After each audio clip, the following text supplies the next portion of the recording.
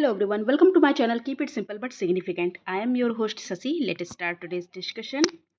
What is the minimum percentage of the strength of opposition required in state legislature for the appointment of an opposition leader? Opposition leader को appoint करने के लिए कितना percentage होना चाहिए strength के अनुसार? तो ये 10% ऑफ टोटल स्ट्रेंथ होना चाहिए. The number of MPs in the Lok Sabha is 545. Okay, 10% of the total strength is the minimum required for recognizing a party as a opposition. The amendment of the Constitution of India can be initiated by. तो constitution of India में कोई amendment करना है तो initiate कहाँ से होगा? तो ये होगा लोकसभा और राज्यसभा से. So the answer is only 1 and 2. Lok Sabha और राज्यसभा से किसी भी हाउस से ये इनिशिएट हो सकता है. इसमें मतलब स्टेट लेजिस्लेचर और प्रेसिडेंट इसको इनिशिएट नहीं कर सकता. और ये जो अमेंडमेंट प्रपोजल है it must be supported at least half of the total membership of the both houses and 2/3 of the members present and voting. Till which of the following ages the chief election commissioner hold his office?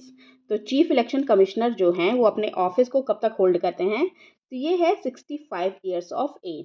65 years of age हो जाए या फिर ये इन्होंने अपना 6 साल का कार्यकाल पूरा कर लिया हो तब इन अपना मतलब इतने दिन के लिए ये अपना ऑफिस होल्ड करते हैं.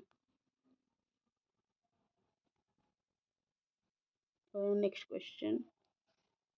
For how much time Rajya Sabha can delay the money bill passed by the Lok Sabha?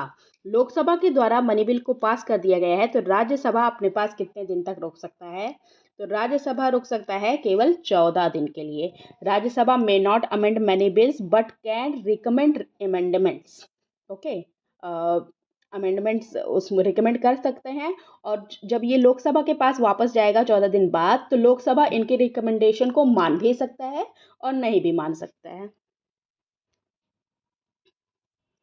What is the meaning of the word secular? Secular का मतलब क्या होता है? तो इसका मतलब होता है freedom of religion and worship to all citizens. Answer is B.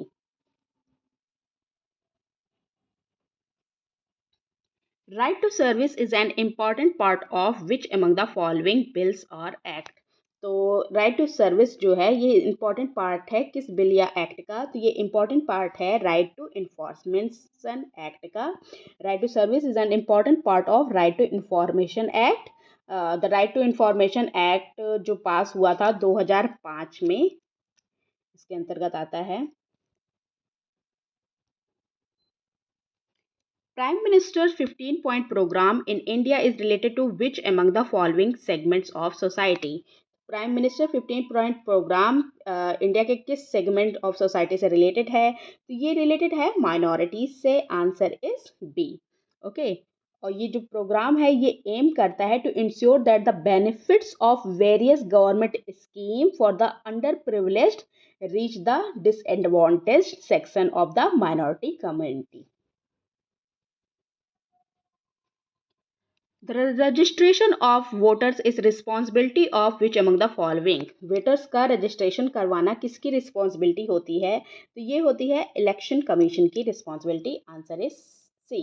The election commission of India is an autonomous constitutional authority responsible for administering union and state election process in India. और इनकी responsibility है उनका voters का registration करवाना भी.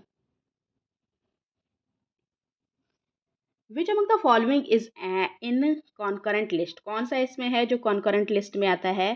तो ये है बैंक्रप्सी एंड इंसॉल्वेंसी. ये आता है आपके कॉन्करेंट लिस्ट में. Okay, which schedule of the Indian constitution divides the legislative powers between union and state? तो कौन सा शेड्यूल है जो डिवाइड करता है power legislative power between union and state? तो ये है 7th schedule. Answer is B. 7th schedule divide the various subject of legislative powers into 3 lists. और जिसमें कौन सा है 3 लिस्ट? ये है union, state and concurrent. Union में यूनियन के पास पावर होती है किसी सब्जेक्ट पे लॉ बनाने की, स्टेट के पास पावर होती है किसी सब्जेक्ट पे लॉ बनाने की, और कॉन्करेंट लिस्ट वो होती है जिसमें यूनियन और स्टेट दोनों के पास पावर होती है कोई भी लॉ बनाने की, और इसके अलावा एक रेसिड्यूरी पावर होता है। Okay, that's all for today. If you like my video please do like, comment, share and subscribe. Thank you.